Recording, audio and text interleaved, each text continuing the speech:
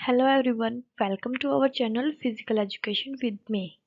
तो आज मैं लेके आई हूँ आपके लिए इंडियन ओलंपिक एसोसिएशन के बारे में पूरी इंफॉर्मेशन। तो इससे पहले हमने आईओसी के बारे में पढ़ा था, आज हम आईओ के बारे में पढ़ेंगे। जो हमारे चैनल पे नए हैं वो हमारे चैनल को सब्सक्राइब कर दीजिए एंड बेल आइकन को दबाना मत भूलिएगा ताकि आपको हमारी लेटेस्ट वीडियो मिलती रहे। तो लास्ट टाइम मैंने आपसे क्वेश्चन पूछा था कि आईओए कब एस्टेब्लिश हुई। तो आईओए 1927 में एस्टेब्लिश हुई थी। अब आता है ये पूरा ऑल ओवर हमारा आईओ कब बना, इसका प्रेसिडेंट कौन है, जनरल सेक्रेटरी कौन है। कई बार ऐसे इसमें से भी डायरेक्ट क्वेश्चन आ जाते हैं कि who is the president of IOA, या फिर कब रिकॉग्नाइज हुई थी, मतलब कब बनी थी ये, कब एस्टेब्लिश हुई थी, या फिर जनरल सेक्रेटरी कौन है। तो रीज़न मतलब आईओए कहाँ की है, इंडिया की है। और कोड क्या है इंडिया का, INT। रिकॉग्नाइज हुई थी 1924 में, मतलब डिसाइड किया था कि हम आईओए बनाएंगे। देन 1927 में ये बन के तैयार हो गई थी, मतलब बनाई गई थी 1927 में। इसका हेडक्वार्टर है न्यू दिल्ली में। और फर्स्ट प्रेसिडेंट थे आईओए के सर दोराबजी टाटा थे, जो 1927 से 1928 तक रहे। देन अब करंट प्रेसिडेंट है नरेंद्र ध्रुव बत्रा है, जो 14 दिसंबर 2017 को बने थे और अभी यही है। फर्स्ट सेक्रेटरी जनरल थे न्योरा, डॉक्टर AG न्योरा, और अभी है राजीव मेहता। तो ये फर्स्ट और करंट हमें याद होने चाहिए, क्योंकि पूछा जा सकता है कई बार कि फर्स्ट प्रेसिडेंट कौन है, या फिर करंट प्रेसिडेंट कौन है, या फिर हेडक्वार्टर कहाँ पे है, ऐसे क्वेश्चन। नेक्स्ट आता है हमारी जो आईओए है, ये नॉन प्रॉफिट ऑर्गेनाइजेशन है under the societies registration act of 1860। The Indian Olympic Association is the body responsible for the selecting athlete to representing India at the Olympic Game, Asian Game and other international athletic meets। मतलब जो IOA है ये ही responsible है जो भी athlete हमारे India से international level पे कोई भी कंपटीशन वहाँ खेलने जाते हैं, तो इसकी ही रिस्पॉन्सिबिलिटी है, ये ही उनको तैयार करके उनकी लिस्ट प्रिपेयर करके आगे भेजती है। It also act as the Indian Commonwealth game association, मतलब जो हमारी IOA है ये ही एज अ ICGA मतलब इंडियन कॉमनवेल्थ गेम एसोसिएशन के लिए वर्क करती है। देन नेक्स्ट आता है हमारा तो structure and composition of IOA. अब आईओए जो है इसके अंदर कौन कितने प्रेसिडेंट, कितने वाइस प्रेसिडेंट, क्या क्या है वो सब है इसके अंदर। तो सबसे पहले election of IOA are held in once in a 4 year, मतलब 4 साल के बाद ही आईओए में इलेक्शन होते हैं। 4 साल बाद, देन फिर 4 साल बाद, 4 साल बाद। तो लास्ट इलेक्शन हुआ था 14 दिसंबर 2017 में। आईओ के अंदर है 1 प्रेसिडेंट है, 2 सीनियर वाइस प्रेसिडेंट है, 9 वाइस प्रेसिडेंट है, जनरल सेक्रेटरी 1 है, ट्रेजरर 1 है, जॉइंट सेक्रेटरी 6 है, और जो भी एग्जीक्यूटिव मेंबर्स है वो 10 है, IOC मेंबर है वो 1 है, और एथलेटिक कमीशन रिप्रेजेंटेटिव भी 1 है। ये हमें मोटा मोटा पता होना चाहिए कि कितने मेंबर कैसे कैसे हैं। यस, हमारा आज की मोटिवेशन क्वेट है, life is a like a bicycle, you don't fall off unless you plan to stop pedalling. Yes, बिल्कुल सही बात है ये कि हमारी जो लाइफ है वो बाईसाइकिल की तरह है। जैसे हम बाईसाइकिल में जब तक पैडल मारते हैं तब तक वो चलता है, जब हम पैडल मारना रोक देते हैं तब रुकता है, वैसे ही हमारी लाइफ है। जब तक हम ट्राई कर रहे हैं हमारी लाइफ चल रही है अच्छे से, और जब हम ट्राई करना बंद कर देते हैं हमारी लाइफ वहीं पे जो भी अपॉर्चुनिटीज वगैरह होती है वो भी बंद हो जाती है। तो हमेशा keep trying trying trying. Matter नहीं करता आप सक्सेस हो रहे हो फेल हो रहे हो, बट ट्राई करना is a best, because hard work beat talent, talent को हार्ड वर्क हरा सकता है। नेक्स्ट आते हैं हमारे objectives and function of IOA. अब आईओए के फंक्शन क्या क्या हैं, जैसे फर्स्ट है develop and promote Olympic movements.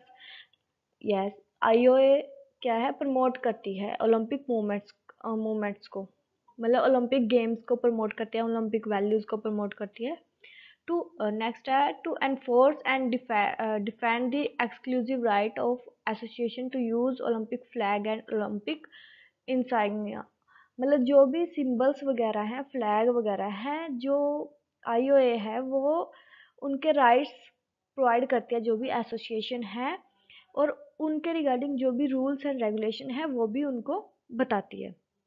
और अगर कोई उनका डिस्क्रिमिनेट, मतलब कोई भी इनकी डिसरिस्पेक्ट करता है ओलंपिक फ्लैग वगैरह की, उनके लिए कुछ स्टेप्स भी उठाती है ताकि ऐसा कुछ ना हो। उसके बाद है to enforce all rules and regulation of IOA and IOC. जो भी रूल्स और रेगुलेशंस हैं ओलंपिक के हैं या आईओ के हैं, जो भी स्पोर्ट्स को प्रमोट करते हैं स्पोर्ट्स की बेटरमेंटेशन के लिए, उन सबको भी आईओए अप्लाई करती है। कहाँ अप्लाई करेगी आईओए? With in India. याद रखें, बिकॉज आईओए इंडिया के लिए, इंडिया की एसोसिएशन है, तो ये जो सब भी रोल प्ले है ये इंडिया के अंदर करती है। To certified the amateur status of the competition for the India competitors for India from India for international competition। मतलब आईओए ही बताती है कि जो भी इंडिया के कंपिटिटर हैं उनका स्टेटस क्या है, उनका इंटरेस्ट कैसा है गेम्स के लिए या ओलंपिक्स के लिए। इन cooperation with the National Sports Federation and association organization and control selection training coaching of the team that will be represent India। मतलब आईओए क्या करती है, कोऑपरेशन बनाती है जो भी नेशनल स्पोर्ट्स या फेडरेशंस और एसोसिएशंस होती हैं, जो क्या करती है सिलेक्शन की प्लेयर्स की कोचिंग कैसी होगी, कोचेस कौन कौन रहेंगे, मतलब कौन कोचिंग प्रोवाइड करेगा, ट्रेनिंग कैसे दी जाएगी, और जो भी जब भी इंडिया बाहर जाएगी वहाँ पे इंडिया को रिप्रेजेंट कौन करेगा, मतलब जो भी फ्लैग होल्डर वगैरह, जो भी रिलेटेड इंडिया टीम से रिलेटेड डिसीजन होते हैं वो आईओए लेगी। देन आता है to undertake with assistance of the national sports federation the financial management and transport maintenance and welfare of team for the India taking part in Olympic game and other game under the patronage of IOC. मतलब जो भी finance से related requirement है, जो भी उनके facilities उनको चाहिए, जो भी हमारी जो टीम्स हैं जो इंडिया को रिप्रेजेंट करती है, जो भी ओलंपिक गेम्स में पार्ट करती है, जो भी इंटरनेशनल लेवल पे पार्ट लेती हैं, उन सबको आईओए ही प्रोवाइड करवाती है। देन आता है उसके बाद हमारा to promote and encourage physical moral and culture education. जो भी हमारी या ओलंपिक की फिजिकली मोरली और जो भी कल्चरल वैल्यूज़ होती हैं, जो भी एजुकेशंस होती हैं, उनको क्या करती है, प्रमोट करती है, उनको अप्लाई करती है इंडिया में, ताकि जो हमारे प्लेयर्स हैं या हमारे जो सिटीजन्स हैं वो उनका करेक्टर डेवलप हो, हेल्दी रहें और अच्छे सिटीजन बने।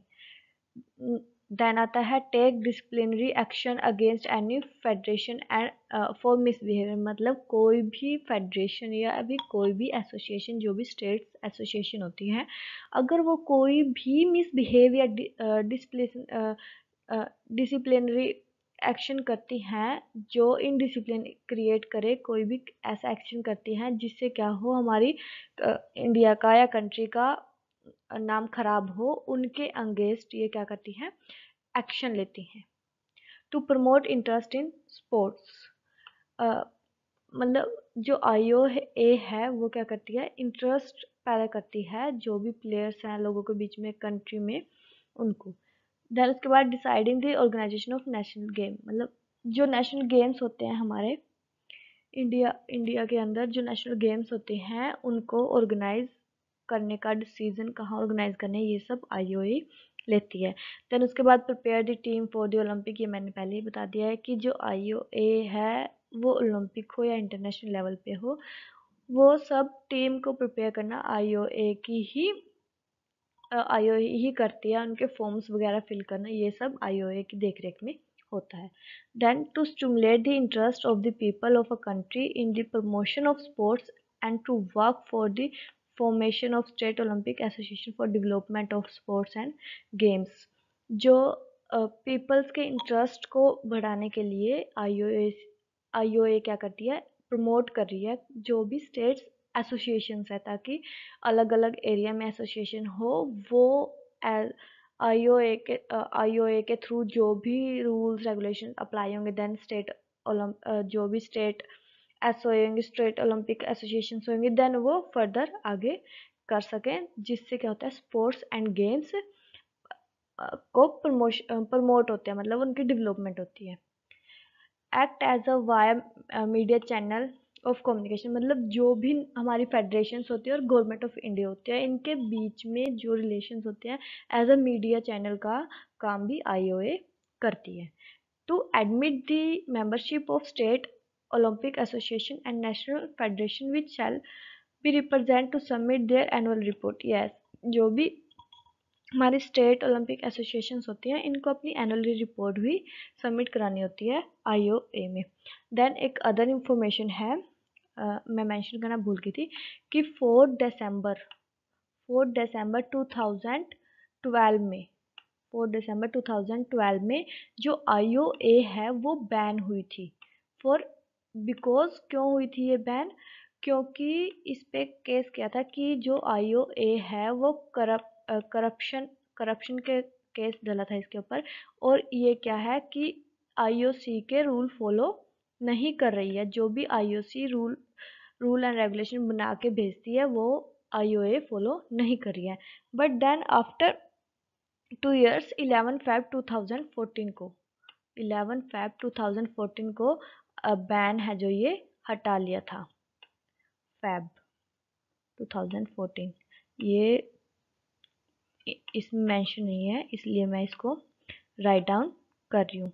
2014 को ये बैन रिवोक कर दिया था। देन आता है पावर ऑफ आईओए, मतलब आईओए के क्या क्या पावर्स है। तो फर्स्ट है, जो भी एसोसिएशंस या फिर कोई भी मेंबर का जो भी ग्रुप बनाती है, जैसे स्टेट ओलंपिक एसोसिएशंस बना रखी हैं आईओए ने, तो अगर कोई भी एसोसिएशन जो भी उसके अंदर है, अगर वो कोई भी इनडिसिप्लिनरी एक्ट करती है या फिर ड्यूरिंग वर्किंग डेज कोई भी गलती करती है, तो क्या है कि आईओए उसको सावधान कर सकती है, उसको चेतावनी दे सकती है, किसी भी स्पेसिफिक फिक्स्ड पीरियड टाइम के लिए उसको सस्पेंड कर सकती है, और बिल्कुल ही आईओए से भी निकाल सकती है। देन उसके बाद आता है एक्ट अगेंस्ट एनी प्लेयर और ऑफिशियल और कोचेज।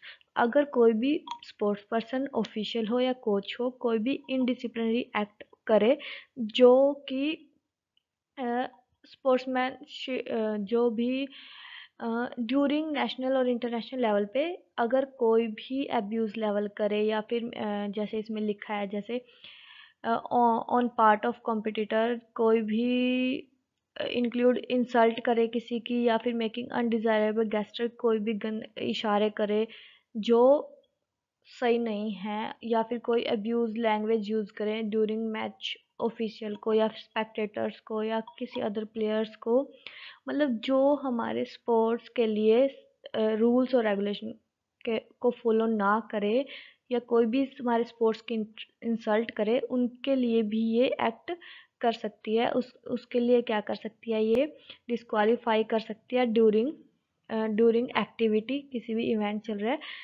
उसके अंदर डिस्क्वालीफाई कर सकती है। देन उस पूरे इवेंट से भी बाहर कर सकती है। जैसे फॉर एग्जांपल हमने एथलेटिक मीट ऑर्गेनाइज करा रखी है, नेशनल लेवल पे एथलेटिक मीट चल रही है।